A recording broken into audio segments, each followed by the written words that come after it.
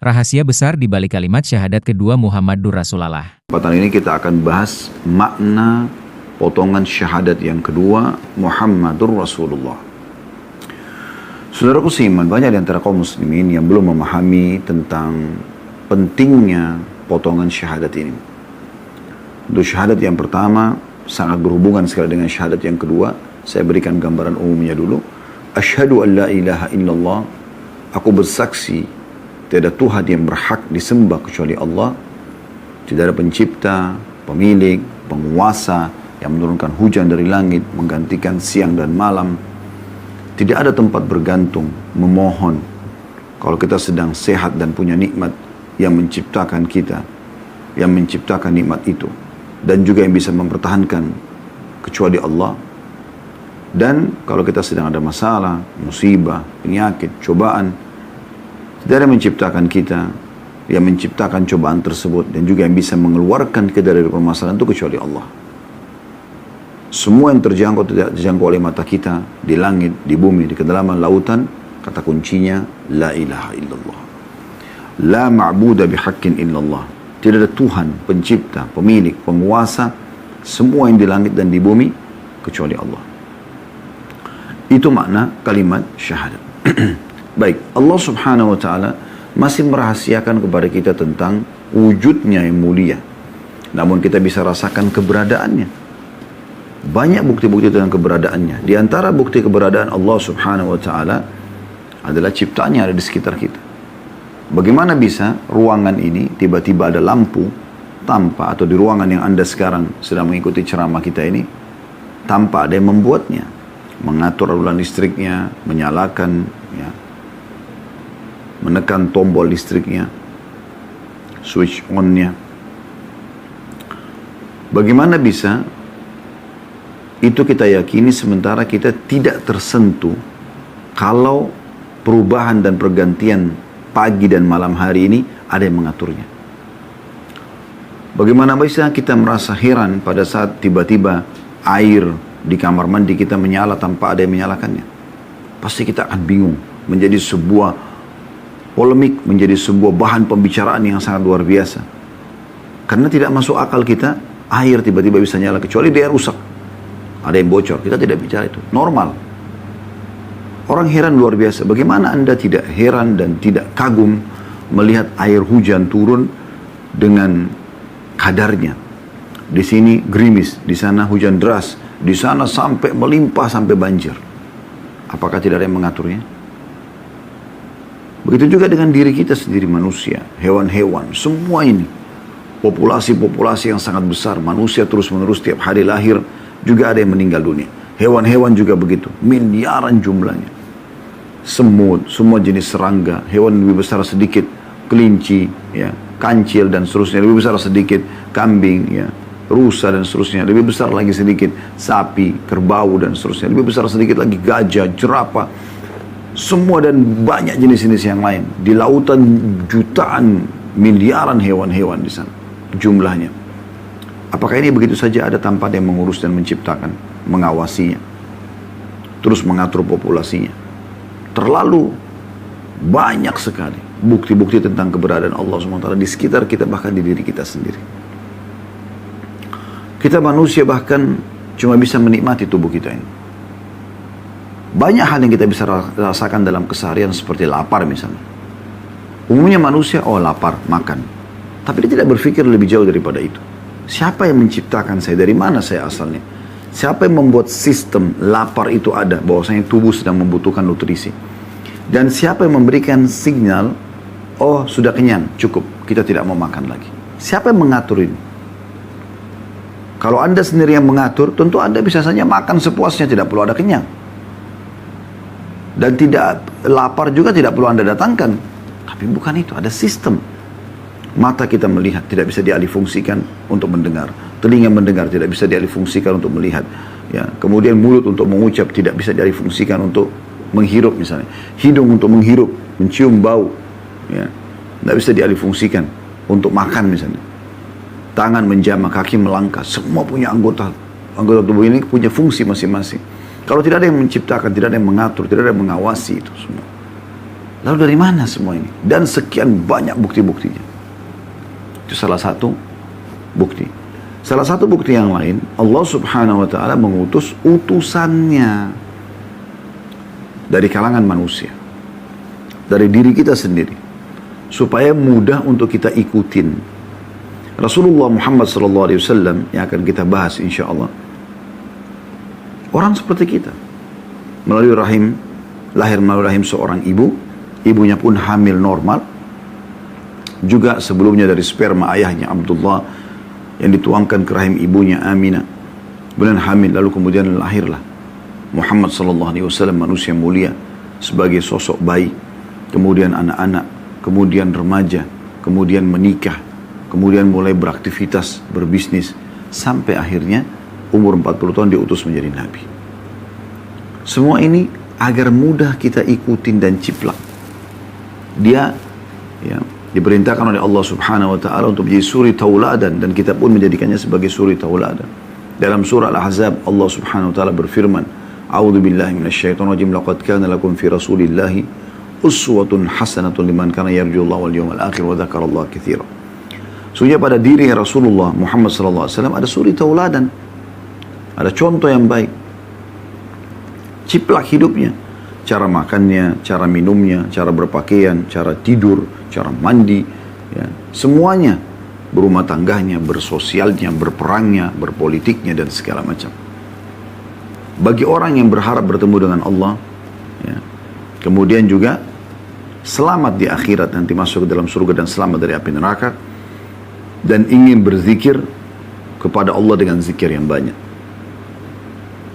Sebelum Nabi Muhammad SAW, Allah sudah utus banyak Nabi dan Rasul.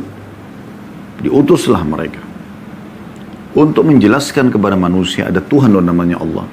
Memang Allah belum menampakkan dirinya, karena penampakan atau terlihatnya Allah subhanahu wa ta'ala nanti di surga. Dan itu hanya bagi orang-orang beriman saja. Selain orang-orang beriman tidak akan bisa melihat wujud aslinya Allah. Karena nikmat terbesar di surga adalah melihat Allah subhanahu wa ta'ala, sebagaimana dijelaskan dalam banyak hadis-hadis yang sahih. Maka dengan diutusnya para nabi dan rasul yang menyampaikan tentang dakwah, ya, Allah subhanahu wa ta'ala ini, itu bukti nyata kalau Allah ada. Kemudian dilanjutkan lagi dengan kitab-kitab yang dibawa di tangan mereka. Misalnya Nabi Muhammad SAW ada Al-Quran yang kita bisa baca, kalamullah, kita tahu di situ Allah kenalkan dirinya, Allah jelaskan bukti-bukti kemahaberadaannya dan juga kemahabesarannya, ya. Kemudian juga tidak pernah berubah Al-Quran itu. Selalu otentik, dari awal turun, sempurna, pada saat meninggal Nabi SAW sudah 30 juz lengkap semuanya, sampai hari kiamat nanti. Allah sebutkan dalam Al-Quran, A'udzu billahi minasyaitonir rajim, inna nahnu nazzalna dzikra wa inna lahu lahafidhun. Kami turunkan Al-Quran dan kami pasti akan menjaganya. Apa yang dihafal di zaman Nabi SAW, itulah yang dihafal oleh kaum muslimin sekarang, dan terus sampai hari kiamat tidak akan pernah berubah. Kemudian Nabi Muhammad SAW juga diberikan mukjizat-mukjizat yang sangat banyak. Selain Al-Quran yang bisa kita rasakan sekarang, di masa hidup beliau SAW ada banyak mukjizat yang bisa nampak di depan mata para sahabat.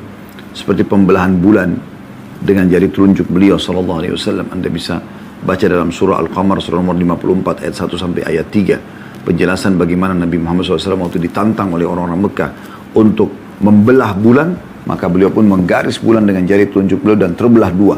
Sebelahnya di bukit Abi Qubais dan sebelahnya di bukit As-Suwaida. Semuanya dijelaskan dalam hadis Bukhari Muslim. Dan itu disaksikan oleh orang-orang Mekah. Para ilmuwan sekarang hanya bisa mengatakan, oh bulan itu memang ada garis retakan ya. Kalau Anda tulis di Google foto bulan terbelah, Anda akan lihat di situ dari satelit ditemukan keajaiban yang luar biasa. Di tengah-tengah bulan itu ada garis yang melingkar dan seperti pernah terjadi retakan dan tercabut bulan itu, terbelah dua. Para ilmuwan di sekarang, apalagi orang-orang ateis, cuma mengatakan ini pernah terjadi tapi entah kapan, dan bukan mustahil ya akan terulang lagi nanti. Kita sebagai umat Islam sudah ada penjelasannya. Bagaimana Nabi SAW diberikan oleh Allah Subhanahu Wa Taala kekuatan untuk bisa mengeluarkan air jari-jari beliau di hari Hudaybiyah sehingga banyak orang bisa minum dan berudu. Waktu itu 1.400 orang sahabat yang ikut bersama beliau sallallahu alaihi wasallam. Itu dalam hadis sahih riwayat Jabir atau Jabir radhiyallahu anhu meriwayatkan bahwasanya kami kehabisan air di masa Hudaybiyah, maka kami pun mengurumuni Nabi SAW karena tinggal satu ember air lagi. Beliau ingin uduk. Lalu Nabi SAW tanya, kenapa kalian mengurumuniku? Kata Jabir, ya Rasulullah, tidak ada lagi air, cuma ada di ember anda sekarang, di wadah anda sekarang. Kalau anda selesai, kami akan berebut nih, karena nggak ada air untuk minum, nggak ada air untuk uduk. Maka mereka para sahabat 1.400 orang itu menyaksikan bagaimana Nabi SAW meletakkan jari beliau atau telapak tangan beliau yang mulia dan keluar dari jari-jari beliau sallallahu alaihi wasallam 5 jari ini air yang mengalir terus saja sampai semua sahabat berhasil selesai berwudu mengisi kendi-kendi mereka, air itu pun masih mengalir sampai Nabi SAW memberhentikannya. Bagaimana Nabi SAW pernah didatangi oleh orang-orang Ansar yang berkeluh kesah karena memang mereka menggali sumur dan airnya asin, maka mereka pun mengeluh kepada Nabi SAW dan Nabi SAW datang berdoa lalu meludah ke sumur tersebut lalu berubah dari asin menjadi tawar. Bagaimana pohon bersyahadat menyaksikan bahwasanya Nabi SAW adalah utusan Allah. Pada saat Rukana, seorang pegulat Jazirah Arab datang dan menantang Nabi SAW untuk gulat. Dan dia menyatakan kalau dia kalah dia akan syahadat. Lalu Nabi SAW berhasil mengalahkannya. Namun dia tidak mau bersyahadat setelah kalah. Dia mengatakan, hai Muhammad, saya tidak akan syahadat sampai pohon ini berbicara. Dia tunjuk sebuah pohon, lalu Nabi SAW menunjuk pohon tersebut, lalu pohon itu bersyahadat didengar oleh orang-orang Mekah. Dan sekian banyak mukjizat Nabi Muhammad SAW yang menguatkan tentang kenabian beliau. Tapi bukan itu yang akan kita bahas. Bagaimana Allah Subhanahu Wa Taala memperkenalkan dirinya melalui Nabi SAW, melalui kitab yang turun Al-Quran. Dan kita bisa mempelajari sejarah Nabi. Masih banyak yang bukti-bukti tertinggal depan mata kita. Adanya rumah Nabi SAW dan ada kuburan beliau di rumah Aisyah radhiyallahu anha. Adanya masjid beliau SAW. Kita bisa sholat di sana. Bagaimana syariat ini menyebar luas. Bagaimana para ulama dan dai menyampaikan. Qala Allah sallallahu alaihi wasallam, qala Nabi sallallahu alaihi wasallam, Rasulullah SAW bersabda, Nabi Muhammad SAW bersabda. Buku-buku Islam dicetak. Quran diterjemahkan ke berbagai macam bahasa. Penganut agama terbesar sekarang di dunia, bisa kita katakan kaum muslimin. Miliaran jumlahnya secara akumulasi total. Ini bukti nyata. Kalau memang ada utusan Allah SWT. Dan memang beliau datang untuk dijadikan sebagai suri tauladan. Allah memastikan kalau Nabi Muhammad SAW ini, teman-teman sekalian, adalah utusannya. Dalam surah Al-Fatih, di ayat terakhirnya Allah berfirman, potongan ayat di ayat terakhirnya itu yang pertama saja. A'udzubillahi minasyaitonir Muhammadur Rasulullah. Muhammad adalah benar-benar utusan Allah. Jadi nggak ada keraguan dalam masalah ini. Oleh karena itu teman-teman sekalian, pada kesempatan ini kita mau lebih dalam memahami makna wa asyhadu anna Muhammad Rasulullah. Dan aku bersaksi juga bahwasanya Muhammad adalah utusan Allah. Makna utusan Allah adalah dia yang akan memperkenalkan kepada kita siapa Allah untuk menyempurnakan potongan awal syahadat kita. Kemudian juga menyampaikan apa yang Allah inginkan sebagai Tuhan yang dikenal dengan syariat. Allah Subhanahu wa taala menjelaskan mana yang halal, mana yang haram, mana yang dia perintahkan, mana yang dia larang sebagai raja dan pencipta. Maka kita bisa tahu fungsi Rasulullah SAW sini adalah untuk menyampaikan semua itu. Kalau orang yang mengaku beriman kepada Allah Subhanahu Wa Taala, Anda Muslim, Anda selalu ikrarkan la ilaha illallah, asyhadu an la ilaha illallah. Memang Anda harus mengenal Muhammad Rasulullah. Tidak mungkin bisa Anda mengenal Allah tanpa mengenal Rasulullah SAW. Diutusnya beliau kepada kita semuanya adalah sebuah nikmat yang paling besar yang Allah berikan kepada kita. Karena beliau menyampaikan kepada kita sehingga kita mengenal siapa Tuhan kita. Kita jadi tahu mana yang dibolehkan, yang halal, mana yang tidak boleh dibolehkan, mana haram, mana yang diperintahkan, wajib dan sunnah, mana yang dilarang, haram dan makruh. Makanya kita selalu mengucapkan salawat kepada Nabi SAW. Karena pengucapan salawat ini adalah tanda terima kasih kita kepada beliau SAW. Karena sudah menyampaikan syariat Allah SWT kepada kita. Oleh karena itu fahami baik-baik kedudukan beliau. Jadikan idola Anda suri tauladan Anda. Orang yang selalu Anda rindukan untuk bertemu. Rasulullah SAW. Kita akan coba sebutkan teman-teman pada kesempatan ini hak Nabi Muhammad SAW. Dan ini inti bahasan sebenarnya. Yang paling pertama tentu haknya adalah Anda menyatakan kerasulannya. Karena memang ini makna daripada asyhadu an la ilaha illallah wa asyhadu anna Muhammad Rasulullah. Aku bersaksi tiada Tuhan yang berhak disembah kecuali Allah, dan aku bersaksi bahwasanya Muhammad adalah utusan Allah. Berarti ini poin pertama. Anda menyatakan bahwasanya memang Muhammad adalah utusan Allah. Dan tidak ada keraguan dalam masalah itu. Berarti untuk mengenal Allah hanya satu sumber, yaitu Rasulullah SAW. Selain sumber ini, Anda tidak akan pernah mengenal Tuhan Anda. Anda tidak akan pernah mengetahui apa yang Allah inginkan dan apa yang Allah larang. Jadi harus paham masalah ini. Dan dalil dari surah Al-Fatih, Allah mengatakan Muhammad Rasulullah. Muhammad benar-benar adalah utusan Allah. Nggak ada keraguan dalam masalah itu. Dan banyak ayat-ayat Al-Quran membicarakan masalah ini. Kita nyatakan kerasulan beliau. Ya. Pernah satu kali teman-teman sekalian, Nabi Muhammad SAW dalam hadis riwayat Ahmad, ya, disebutkan oleh sahabat Nabi Jabir bin Abdullah radhiyallahu anhu, mengatakan Nabi SAW pernah pulang dari salah satu perjalanan safar, kemudian masuk ke kota Madinah. Waktu masuk di pintu gerbang, maka suku yang paling pertama ada di dekat pintu gerbang Madinah itu namanya suku Najjar. Suku Najjar ini teman-teman sekalian adalah suku ibunda Nabi SAW, suku Aminah.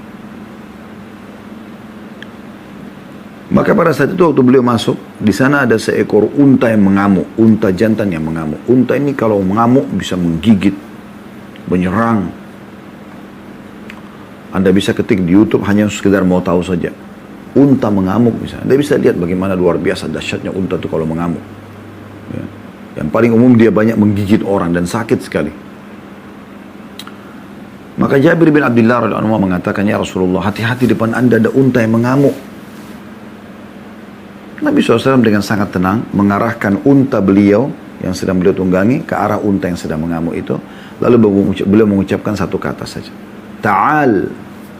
Makna ta'al, kesinilah. Pada saat unta itu mendengar suara Nabi SAW, dalam kondisi dia ngamuk mau menyerang siapapun, tiba-tiba dia tenang, kemudian menurunkan lehernya sampai kepalanya mendekati, mulutnya mendekati tanah. Lalu dia jalan pelan-pelan menyeret sampai ke hadapan Nabi SAW. Karena merendahnya kepada Nabi SAW. Setelah sampai ke Nabi SAW, Nabi bilang, mana tali kekangannya? Diberikan, lalu Nabi SAW ikat tali kekangannya. Setelah itu, beliau menyampaikan statementnya.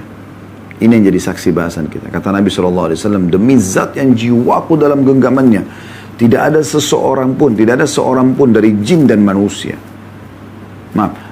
Saya ulangi, tidak ada sesuatu pun di langit ataupun di bumi, baik benda mati atau benda hidup, ya, yang kecuali mereka, saya ulangi, tidak ada satupun benda di langit dan di bumi kecuali mengetahui aku adalah utusan Allah.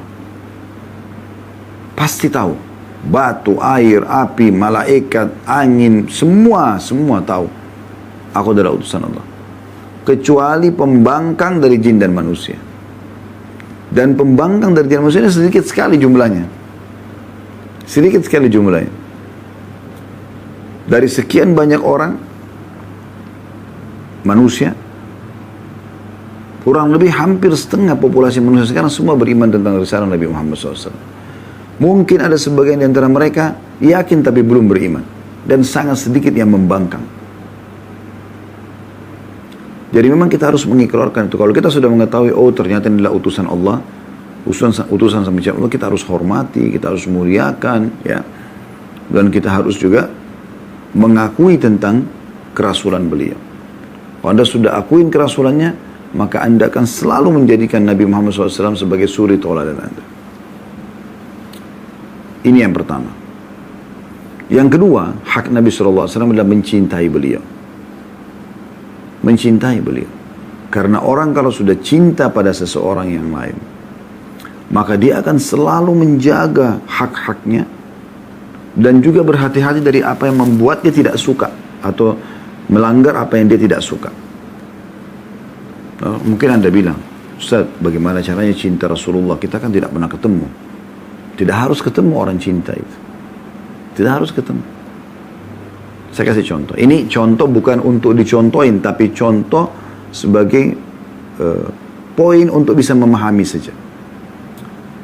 Bukankah ada banyak artis yang sudah meninggal di masa lampau gitu, di masa lampau. Tapi mungkin ya setelah ada media kayak kita sekarang, ada rekaman suara, ada cuplikan video, masih diidolakan sampai sekarang walaupun mereka sudah meninggal. Bahkan yang mengidolakannya tidak pernah ketemu. Hanya lihat cuplikannya lalu tertarik. Hanya dengar statementnya, dengar lagunya misalnya. Itu jawabannya Anda sudah tahu. Ya. Nah, itu rasionalnya. Walaupun kita belum ketemu dengan Rasulullah SAW, tetap saja kita bisa mencintai beliau. Bagaimana caranya? Dengan mempelajari syariat yang beliau bawa.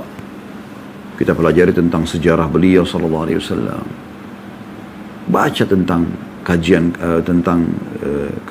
atau baca buku-buku menulis tentang sejarah Nabi SAW atau sirah Nabawi, dan dengarkan kajian-kajian yang menyampaikan tentang sirah beliau. Dari pertama beliau masih belum lahir, sampai beliau lahir, sampai beliau anak-anak, remaja, sampai beliau menikah, berbisnis, sampai dinobatkan jadi nabi, kemudian setelah jadi nabi, ya, dari 40 tahun sampai 63 tahun, 23 tahun, 13 tahun fase Mekah, apa saja yang terjadi di sana, bagaimana perjuangan beliau SAW, wahyu yang turun, kemudian juga fase Madinah 10 tahun, bagaimana Allah sempurnakan agama ini dan akhirnya menyebar luas seperti sekarang melalui ya, dakwah-dakwah beliau SAW, bagaimana jihad dan mempertahankan agama Allah yang dilakukan oleh Nabi SAW. Lalu bagaimana kehidupan ekonomi, sosial, politik, ya, rumah tangga beliau, muamalah dengan anak-anak, dengan sahabat-sahabatnya. Kita bisa pelajari semuanya. Kalau kita sudah pelajari itu, muncul rasa cinta kita. Ya. Anda kalau sudah pelajari sirah Nabawi, Anda jadi suka dengan Nabi SAW. Sisi lain Anda pelajari hadis-hadisnya, penyampaian-penyampaiannya, perintah-perintah untuk mengerjakan ketaatan kepada Allah, ya, larangan-larangan agar jangan sampai melanggar apa yang Allah larang supaya tidak kena hukuman. Maka itu namanya cinta. Ya. Dan subhanallah, bahagianya orang kalau bisa ditanamkan dalam hatinya cinta kepada Nabi SAW. Sampai beliau mengatakan dalam hadis yang sahih diriwayatkan oleh Imam Bukhari, la yu'minu ahadukum hatta akuna ahabbu ilaihi min walidihi wa waladihi wan nasi ajma'in. Tidak akan beriman seseorang antara kalian sampai ia mencintaiku, kata Nabi SAW, melebihi cintanya kepada kedua orang tuanya. Bayangkan, ibu ayah kita pun kita harus dahulukan Rasulullah SAW dari mereka berdua. Anaknya, bahkan seluruh manusia.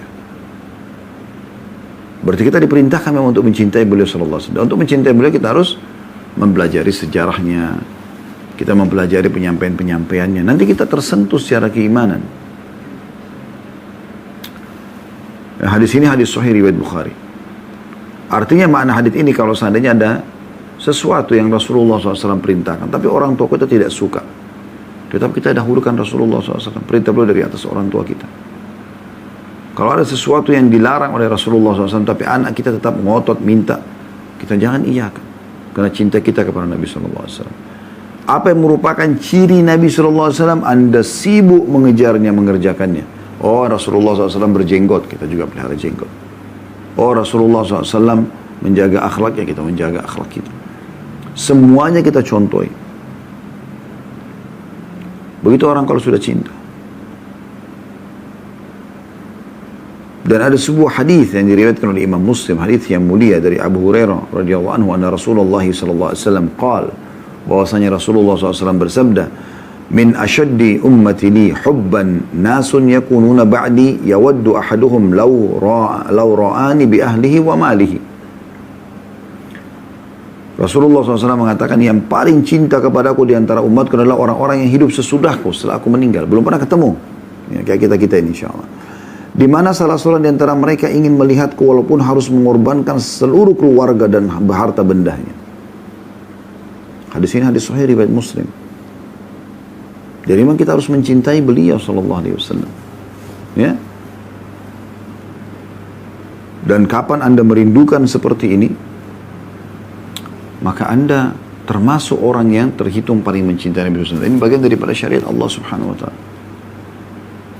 Dalam Al-Quran Allah mengatakan, A'udzubillahi minasyaitonir rajim, qul in kuntum tuhibbunallah fattabi'uni yuhibbukumullah yaghfir lakum dzunubakum. Katakan hai Muhammad kepada umatmu, kalau kalian mencintai Allah maka ikuti aku, ikuti Rasulullah SAW. Berarti cintai juga aku, ikuti apa yang aku titahkan, apa yang aku sampaikan. Maka Allah akan mencintai kalian. Wa yaghfir lakum dzunubakum, dan mengampuni dosa-dosa kalian. Para sahabat luar biasa cintanya kepada Nabi SAW, sampai pembelaannya luar biasa. Disebutkan dalam banyak buku-buku sejarah, buku-buku sirah. Kalau para sahabat bahkan tidak berani menatap wajah Nabi SAW. Mata beliau tidak berani ditatap karena segannya. Bagaimana Nabi SAW kalau jalan, mereka berlumba-lumba untuk menaungi dengan memberikan naungan dari pelapa-pelapa kurma supaya tidak kepanasan. Bagaimana Nabi SAW kalau sudah perintah sesuatu, maka langsung dikerjakan, tidak pakai ragu. Apa yang Nabi SAW larang, langsung ditinggalkan tanpa ada keraguan.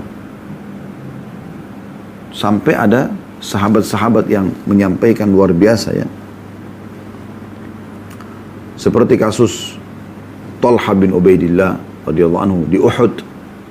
Abu Bakar pun radhiyallahu anhu cemburu dengan dia sambil mengatakan, sungguh Uhud adalah harinya Talha. Waktu Nabi SAW sendirian terdesak oleh musuh, maka pada saat itu Talha bin Ubaidillah datang, lalu membela Nabi SAW. Bahasa-bahasa yang luar biasa. Sadri duna sadrika, ya Rasulullah. Dadaku ini akan jadi tameng terhadap dada anda. Dan beliau betul-betul buktikan. Semua anak panah yang terarahkan, serangan terarah kepada Nabi SAW ditangkis sama pedangnya. Dan kalau lolos kena dada dia, dia tidak peduli. Nahri duna dahrika, ya Rasulullah. Bahkan leherku adalah tameng leher anda, ya Rasulullah. Sampai Talha bin Ubaidillah dalam hadis Bukhari Muslim itu betul melindungi Nabi SAW, menutup dengan badannya penuh semua tombak, ada tombak di tubuhnya, di punggungnya, ada anak-anak panah banyak, tidak peduli, sampai dia pingsan saking luar biasanya, belum sempat meninggal, sampai Nabi SAW memberikan julukan, sampai mau lihat syahid, orang yang mati syahid tapi masih hidup, lihat Talha. Dan di pipi Nabi SAW itu ada tertancap, teman-teman sekalian, besi, ya, karena Ibnu Kami'ah dalam kasus perang Uhud pernah memukul, ya, Nabi SAW dengan pedangnya, sehingga topi besi Nabi SAW itu ada yang menancap ke pipi beliau. Karena Talha bin Ubaidillah radhiyallahu anhu tidak mau menyakiti Nabi SAW karena sudah sakit. Dia tidak mau cabut dengan tangannya, dengan jarinya. Maka dia tarik dengan giginya sampai giginya ompong. Dan para sahabat mengatakan, kami melihat Talha setelah ompong pun, ya, lebih tampan daripada sebelumnya. Orang biasa kalau ompong kelihatan tidak tampan, tapi Allah berikan itu. Bagaimana sahabat Nabi Khubayb bin Abdullah Al-Ansari radhiyallahu anhu pada saat ditawan oleh orang Quraisy dan akhirnya dibunuh mati syahid. Disiksa hampir satu kota. Ada yang pukul, ada yang gores sama pisau, sama pedang, luar biasa disiksanya. Mereka memang mau membunuhnya tapi pelan-pelan. Ada di antara mereka orang Quraisy mengatakan begini, Atawaddu anna Muhammadan makanak wa anta fi ahlika wa malik. Mau enggak kamu? Maksudnya kami bebaskan kamu. Lalu kau pulang di hartamu dan keluargamu, tapi kau digantikan oleh Muhammad. Lagi dalam kondisi dia disiksa, kesakitan, dan terakhir memang dibunuh oleh orang Quraisy mati syahid radhiyallahu anhu. Qal, maka beliau berkata, lawadittu anni uqtal wa anna Rasulullah sallallahu alaihi wasallam la yushaku bisyauka. Lebih baik aku yang mati daripada Nabi SAW tertusuk dengan satu duri. Hadis ini hadis sahih riwayat Bukhari, juga At-Tabarani menyebutkan dalam Mu'jamul Kabirnya. Ini luar biasa ini. Bagaimana cinta mereka. Sa'ad bin Ubadah radhiyallahu anhu pada saat di antara jenazah yang bergelimpangan di perang Uhud. Sa'ad bin Mu'ad, seingat saya. Ya. Lalu Nabi SAW mengatakan, siapa yang mencarikan Sa'ad untukku? Waktu jenazah dikumpulin semua. Ada sahabat yang jalan, kemudian menemukan dia sudah tergeletak radhiyallahu anhu, jatuh di situ. Dan memang dia akan mati, darah semua ngucur. Maka ada seorang sahabat mengatakan, wahai Sa'ad, waktu lihat dia, Rasulullah SAW mencarimu. Dalam kondisi sudah mau wafat, apa kata Sa'ad? Sampaikan salamku kepada Rasulullah SAW. Dan bilang kepada beliau, jazahullahu khairan, afdala ma yu'tillahu anbiya'ahu. Semoga Allah balas beliau dengan kebaikan yang terbaik yang Allah balaskan kepada para nabi-nabinya. Lalu beliau mengatakan, sampaikan juga kepada kaumku, orang-orang Ansar di Madinah. Kalau tidak ada udzur untuk mereka untuk meninggalkan Rasulullah SAW, untuk meninggalkan Rasulullah SAW, untuk juga tidak membela beliau, tidak ada udzur, maka kemudian hanya ada di situ. Lalu kemudian beliau mengatakan, dan sampaikan kepada Rasulullah SAW kalau saat sudah mencium bau surga. Lalu beliau mati syahid radhiyallahu anhu. Di saat mau wafat. Itu luar biasa.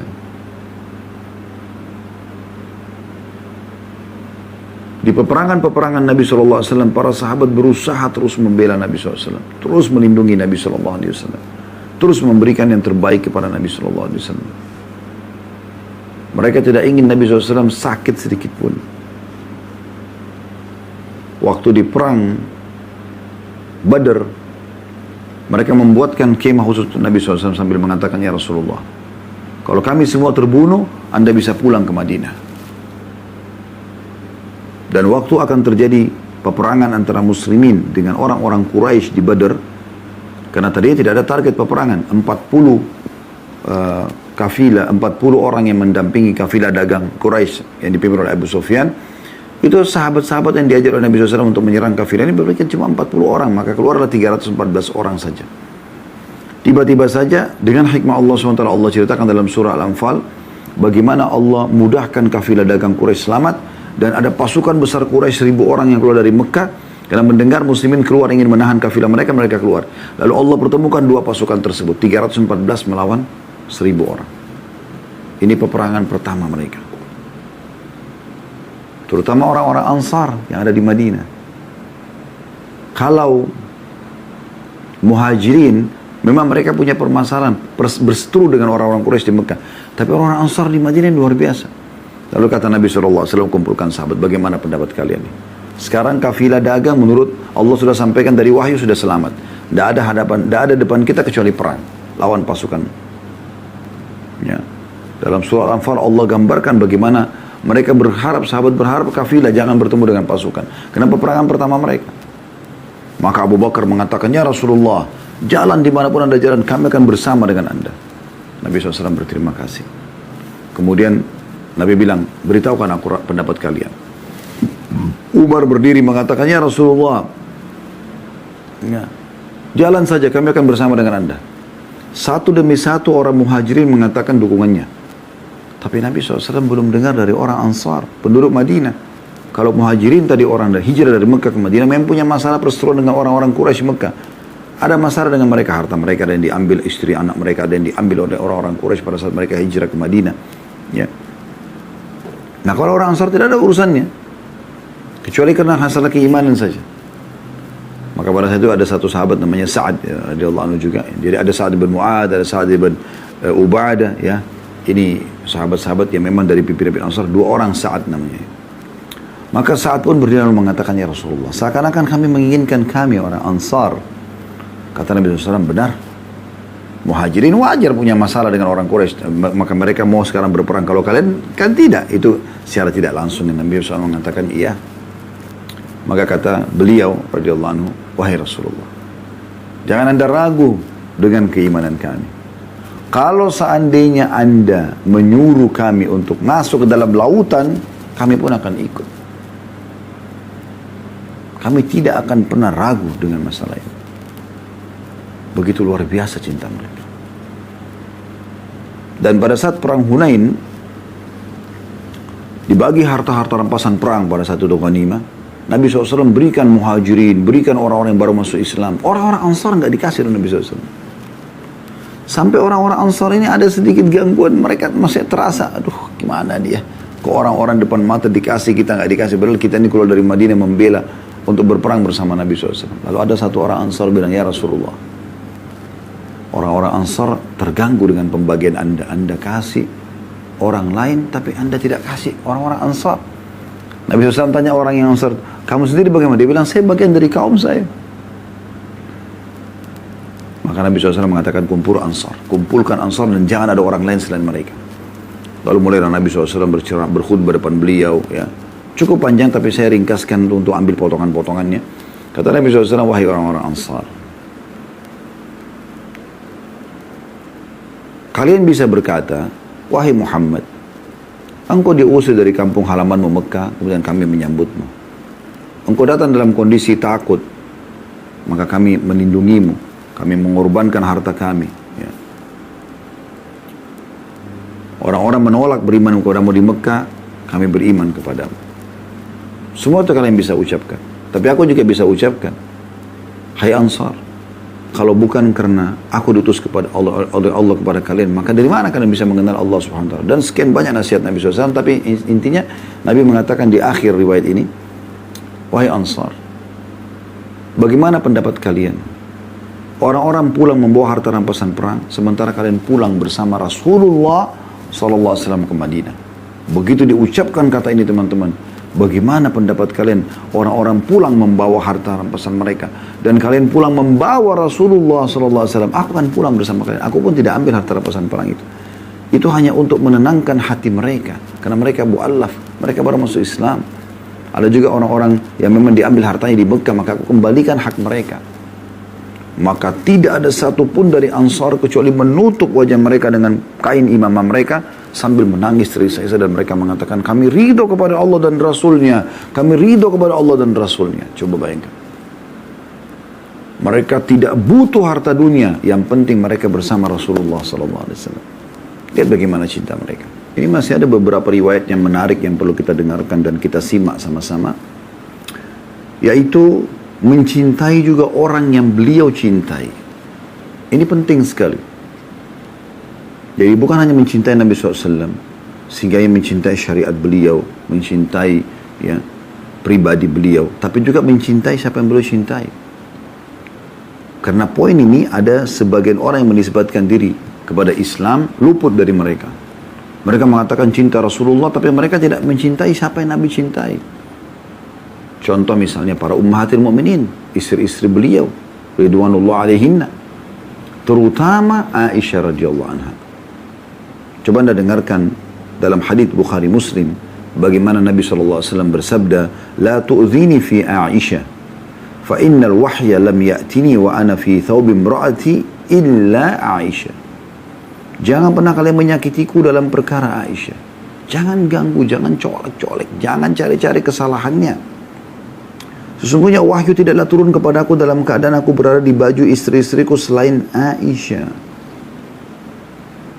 Dan dalam peperangan Zatus Salasil yang masyhur, bahwasanya Amr bin As radhiyallahu anhu datang dan menanyakan kepada Nabi SAW pada saat itu, ya Rasulullah,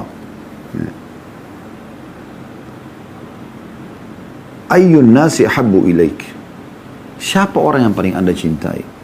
Kata Nabi SAW, Aisyah. Kemudian Amr bin As mengatakan, qultu wa minar rijal, dari kaum laki-laki. Kata Nabi SAW, abuha, ayahnya. Kalau anda cinta kepada Nabi SAW, cintai Aisyah sebagai istri kecinta beliau, muliakan Aisyah radhiyallahu anha. Muliakan juga ayahnya Abu Bakar. Tidak boleh berlebihan, tidak gulu, tapi menghormati mereka. Ada kelompok Syiah mencaci maki Ummu Aisyah radhiyallahu anha, mencaci maki Abu Bakar. Bagaimana bisa ini? Kekasih Nabi SAW, tidak pernah cerai semasa hidup, berarti akan bersama beliau di dunia dan juga di akhirat. Bagaimana anda luput dari poin ini, saudaraku sini? Cintai siapa yang Nabi SAW cintai. Dan masuk dalam masalah ini globalnya sahabat beliau. Makanya beliau SAW mengatakan dalam hadits yang masyhur riwayat Bukhari Muslim, la tasubbu ashabi, jangan pernah caci maki sahabat-sahabatku. La tasubbu ashabi, 2 kali beliau ulangi. Jangan kalian caci maki sahabatku. Wawalladhi nafsi biyadih, demi zat yang jiwaku dalam genggamannya, maksudnya demi Allah. Lau anna ahadakum anfaqa mithla uhudi zahaba ma adraka mudda ahadihim wala nasifa. Demi zat yang jiwaku dalam genggamannya, maksudnya demi Allah, bila seseorang dan terkadang menginfakkan emas sebesar gunung Uhud. Biasa orang kalau 1 kilo aja sudah besar sekali. Bagaimana kalau seperti gunung Uhud emas diinfakkan? Tidak akan pernah bisa mengalahkan 1 mud atau 2 telapak tangan orang dewasa dari sedekah mereka. Bahkan setengahnya pun kalian tidak akan mampu. Ini poin penting sekali. Cintai juga orang yang dicintai oleh Nabi SAW. Sukai semua apa yang Nabi suka. Nabi suka dengan akhlak yang mulia. Ada makanan kesukaan Nabi, Anda sukai juga. Ya. Cara jalannya, tersenyumnya SAW, semuanya masuk dalam cinta Nabi SAW. Dan tidak kalah penting dalam masalah mencintai Nabi SAW di hak yang kedua ini adalah membela beliau SAW. Ini bentuk cinta. Beberapa waktu yang lalu ada penghinaan terhadap Nabi SAW dengan karikatur. Bela, kita harus bela. Umat Islam peduli. Bahkan terjadi boikotan barang-barang dari Perancis pada saat itu. Dan siapapun yang mengolok-olok Nabi SAW, menghina Nabi SAW. Maksud dalam menghina Nabi adalah menghina orang-orang yang dekat dengan Nabi SAW. Ya, para istri beliau, para sahabat beliau, ridwanullah alaihim. Kalau Anda menyakiti Abu Bakar, Anda seperti menyakiti Nabi SAW. Karena Anda menganggap Nabi salah pilih mertua. Atau mertua Nabi orang jelek. Anda menghina Aisyah radhiyallahu anha, Hafsah radhiyallahu anha. Anda menghina Nabi SAW karena Anda menghina seakan-akan Nabi salah pilih istri. Gimana bisa? Harus hati-hati dengan masalah ini. Yang ketiga teman-teman sekalian, mentaati Rasulullah SAW. Ini haknya. Kalau tadi yang pertama mengimani tentang kerasulannya. Yang kedua mencintai beliau SAW. Yang ketiga adalah mentaati. Taat artinya sebenar-benarnya. Apa yang Nabi SAW perintahkan, kerjakan. Apa yang Nabi larang, tinggalkan. Selesai. Apapun Anda mau kerjakan, tanya Rasulullah boleh kan enggak? Cari tahu. Sekarang searching di Google bisa ditahu semuanya. Artikel-artikel banyak. Cuplikan di YouTube cukup banyak Anda bisa nonton. Tinggal ketik masalah apa, ya ceramah tentang pendapat ulama tentang masalah. Misalnya Nabi dukung atau tidak ini. Nabi bolehkan atau tidak. Misal halal haram enggak? Nah itu akan jelas kok semua. Dan Allah SWT mengatakan dalam surah Muhammad ayat 33. Surah nomor 47. A'udzubillahi minasyaitonirrajim. Ya ayyuhalladzina amanu ati'ullah wa ati'ur rasulah wa la tubtilu a'malakum. Hai orang-orang beriman, taatilah Allah dan taatilah Rasul. Dan janganlah kamu merusak pahala amal-amalmu. Maksudnya dengan tidak mentaati Allah dan Rasulnya. Mau beramal tapi tidak ada dalilnya. Ya. Dalam surah Al-Anfal ayat 20 Allah juga berfirman, A'udzubillahi minasyaitonirrajim. Ya ayyuhalladzina amanu ati'ullah wa rasulah wa la tawallu anhu wa antum tasma'un. Hai orang beriman, taatlah kepada Allah, taatlah kepada Rasulnya sallallahu alaihi wasallam, dan jangan kamu berpaling darinya dalam keadaan kamu mendengar perintah-perintahnya. Jangan berpaling sama sekali dari perintah Allah dan Rasulnya. Dan juga Allah memerintahkan dalam surah Al-Hasyr ayat 7 secara langsung bagi orang beriman. A'udzubillahi minasyaitonirrajim. Wa ma ataakumur rasulu fakhudhu wa ma nahakum anhu fantahu. Ini potongan ayat ya. Kalau Anda buka surah Al-Hasyr, ini potongan ayat 7-nya. Di ayat 7 tidak lengkap semua kita baca, tapi saksi bahasan saja. Ada potongan di ayat 7-nya. Ya, yang artinya apa saja yang dibawa oleh Rasul, ambil, laksanakan. Apa yang diperintahkan, kerjakan. Dan apa saja yang dilarang kepada kalian, tinggalkan. Jangan kalian lakukan. Ya. Kemudian dalam hadis beliau riwayat Bukhari, di mana Nabi SAW bersabda, kullu ummatin yadkhuluna al-jannata illa man aba. Semua umatku masuk surga kecuali yang nolak. Semua umatku, kullu ummati yadkhuluna al-jannata illa man aba. Semua umatku yang mengaku umat Muhammad SAW, mengaku muslim, masuk surga kecuali yang nolak. Qalu ya Rasulullah, wa man ya'ba? Wahai utusan Allah, siapa yang nolak itu? Tidak masuk surga. Qala man ata'ani dakhala al-jannah wa man asani faqad aba. Siapa yang mentaati aku, maka dia masuk surga. Dan siapa yang menolak, bermaksiat kepadaku, maka dia berarti enggan. Dia tidak mau. Ya. Jadi harus difahami masalah ini. Ini poin yang ketiga, taati Allah dan Rasulnya. Dan ini harus hati-hati sekali. Makanya pernah Abi Dzar radhiyallahu anhu pada saat diutus oleh Nabi SAW menyeberangi Khandak, di perang Khandak, kemudian pergi ke seberang di pasukan Ahzab, Nabi SAW titip pesan, pergilah ke sana, bawa berita untuk aku, tapi jangan lakukan apapun kecuali cuma cari informasi. Apa kata Abi Dzar radhiyallahu anhu? Pada saat saya nyebrang ke sana, saya lihat pada saat itu, ya, Abu Sufyan lagi berada di depan api unggun, lagi panasin, lagi angatin badannya. Dan saya tahu betul dia. Saya langsung mengambil anak panah saya dan meletakkan di busur saya, tinggal saya tarik, matilah orang ini. Jelas-jelas sasaranku depan mata. Tapi aku mengingat pesan Nabi SAW, jangan lakukan apapun kecuali ambil informasi. Maka aku urungkan niatku tadi. Padahal dengan membunuh pimpinan mereka pada saat itu mungkin sudah bisa dianggap menang karena mati. Tapi Nabi SAW melarang, bukan begitu. Nabi cuma bilang ambil informasi, maka ditaati. Yang keempat, teman-teman sekalian, hak Nabi SAW setelah mengakui kerasulannya, mencintai beliau, kemudian mentaati beliau SAW. Yang keempat ini tersendiri, selalu membaca salawat kepada Nabi SAW. Ayat yang masyhur surah Al-Ahzab ayat 56, a'udzubillahi minasyaitonirrajim, ya ayyuhalladzina inna Allah wa malaikatu yusalluna 'alan nabi ya ayyuhalladzina amanu sallu 'alaihi wa sallimu taslima. Sesungguhnya Allah juga malaikat-malaikatnya membacakan salawat atau bersalawat untuk Nabi. Hai orang beriman, maka bersalawatlah kamu untuk Nabi dan ucapkanlah salam penghormatan kepadanya. Selalu bilang sallallahu alaihi wasallam. Setiap nama beliau disebutkan, baca. Jangan bilang, Ustaz, kan saya kalau dalam pengajian begini kan Ustaz selalu bilang Rasulullah bersabda, Nabi SAW bersabda. Apa saya baca selalu sallallahu alaihi wasallam atau satu kali saja? Tentu setiap saat. Karena kata Nabi SAW dalam hadis riwayat Tirmidzi dan Ahmad, dan dinyatakan hadisnya sahih, al-bakhilu man idza dzukirtu inda walam falam yusalli alayya. Orang yang pelit sebenarnya adalah orang yang mendengarkan namaku diucapkan lalu dia tidak baca salawat untukku. Itu dianggap orang yang pelit. Dan juga dalam hadis yang lain dikatakan ragama anfu mri'in man idza dzukirtu inda walam yusalli alayya. Sungguh terhina seseorang yang mendengarkan namaku disebutkan lalu dia tidak membacakan salawat kepadaku. Sallallahu alaihi wasallam. Belum lagi hadis yang masyhur, man shalla alaihi maratan sallallahu alaihi biha asyara. Siapa yang mengucapkan salam kepada aku satu kali, Allah akan berikan ya salam atau membacakan salawat untuknya 10 kali. Ya. Tentu kalau Anda baca artikel-artikel tentang hak-hak Nabi SAW banyak sekali, tapi kita simpulkan di 4 poin ini yang kita harap insya Allah ini sudah mewakili semuanya. Semoga kita termasuk orang-orang yang betul-betul memahami makna wa asyhadu anna Muhammad Rasulullah, dan jangan menjadi seperti sebagian orang namanya Muhammad, istrinya Aisyah, tapi tidak ada pribadi Muhammad SAW dan tidak ada pribadi Ummul Mukminin Aisyah dalam dirinya.